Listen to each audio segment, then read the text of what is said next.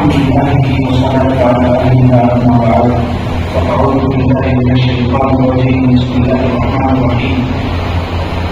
وعد الله الذين آمنوا ليستخلفنهم في الأرض كما استخلف الذين من قبلكم وليمكنن لهم دينهم الذي ارتضى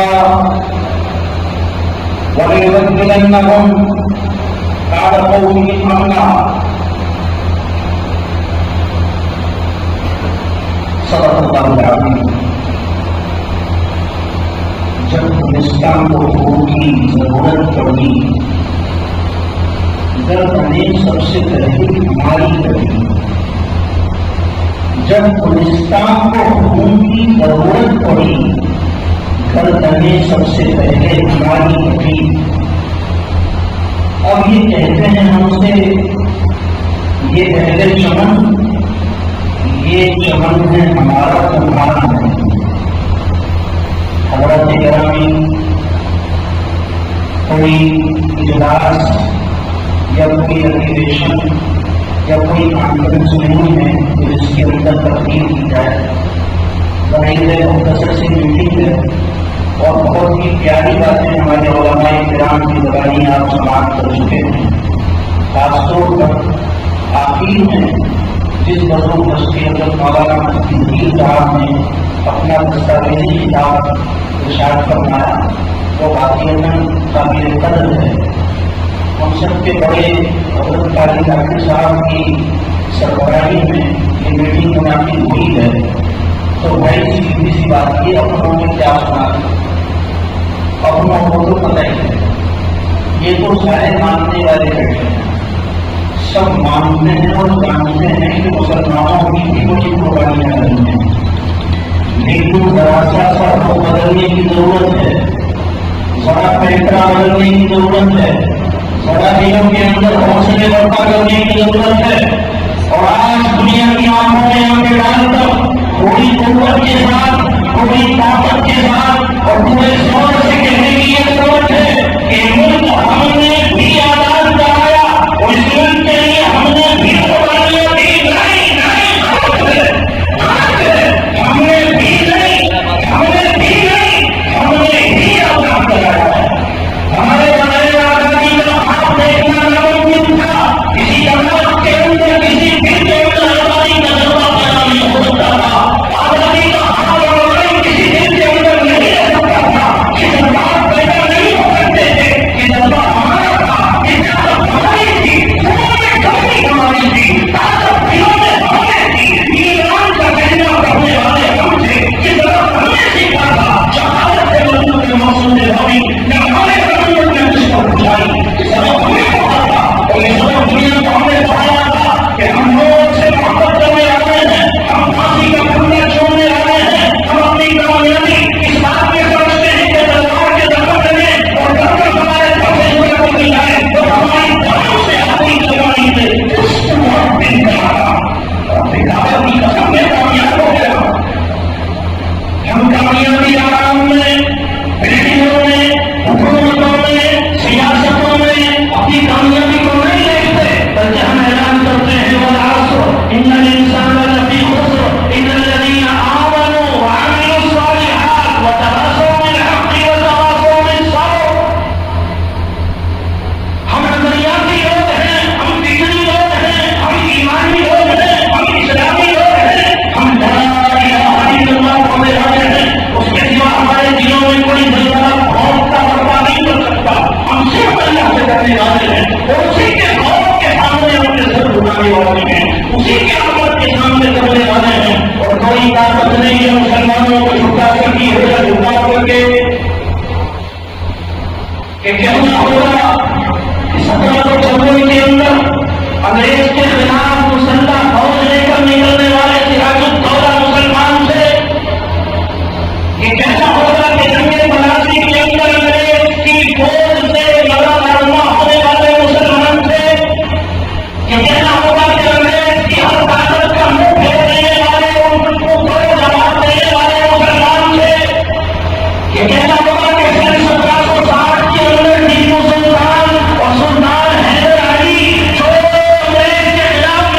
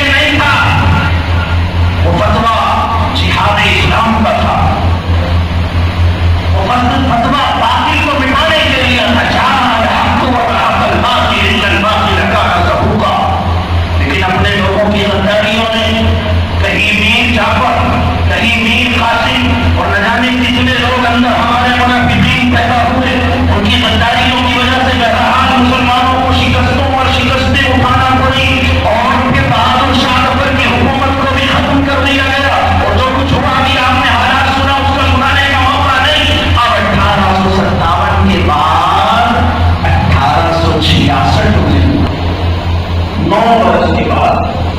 علماء نے دیکھا جن کے ماں باپ نفرتیں کرتے تھے انگریز سے، جن کے ماں باپ انگریزوں سے لڑتے لڑتے اس دنیا سے چلے گئے، جس کے باپ نے اپنے بدن کی بوٹیاں ماری لیکن انگریز کے سامنے گردن نہ اٹھائی، آج اس کا بچہ کانوینٹ اسکول میں جاتا ہے، آج اس کا بچہ انگریزی تعلیم حاصل کرتا ہے، جہاں اسے یہ بتایا جاتا ہے کہ ہاں کچھ اور ہے، جہاں اسے یہ بتایا جاتا ہے کہ ہندوستان نے ہماری حکومت پر رکھا ہے، جہاں اسے عیسائیت سکھائی جاتی ہے، ایمان کو اڑا کے ڈالے جانے میں، تو پھر ایمان کے تحفظ کے لیے، اسلام کے تحفظ کے لیے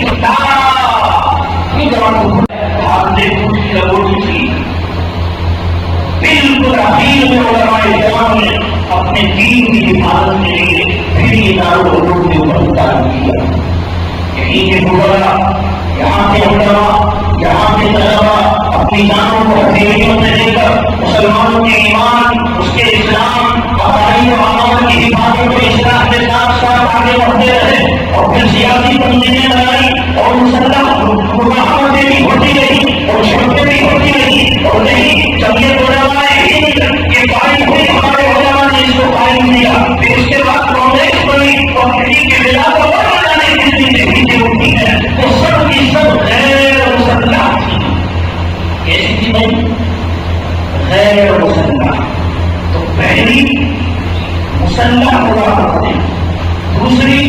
اپنے دین، اپنے عقائد، اپنے اعمال، اپنے اسلام کی حفاظت کے لیے مراکز کا قیام، اور تیسرے سیاسی اور تنظیمی ایکتا اور اجتماعی اتحاد آگے بڑھنا، یہ ہم نے عقیدے میں کیا. اور بہرحال کے مدرسوں کے علماء کے مسلمانوں کے خون کی برکت سے یہ ملک آزاد ہوا. ہاں یہ ناانصافی ہوگی کہ کہا جائے کہ مسلمانوں کی یہ قربانی ابھی ہے، کہنا پڑے گا کہ پھر 1857 میں ہمارے ساتھ ہمارے ملک کی بھائی بھی شریک ہوئے ہیں، لیکن مسئلہ ہمارا تھا، بس میرا چوری ہوا،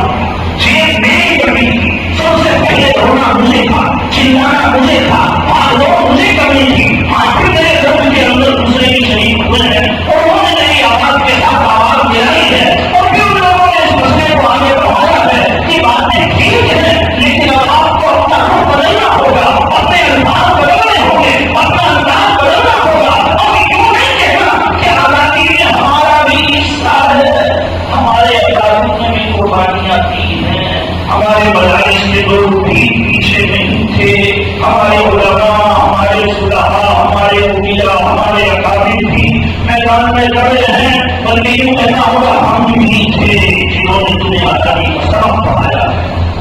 ہم پیشوا تھے، ہم تعلیم تھے، ہم لیڈر تھے، ہمارے پیچھے تھے. لیکن چلنے والے کہاں ہیں؟ تم تو آزادی کا خواب نہیں دیکھ سکتے تھے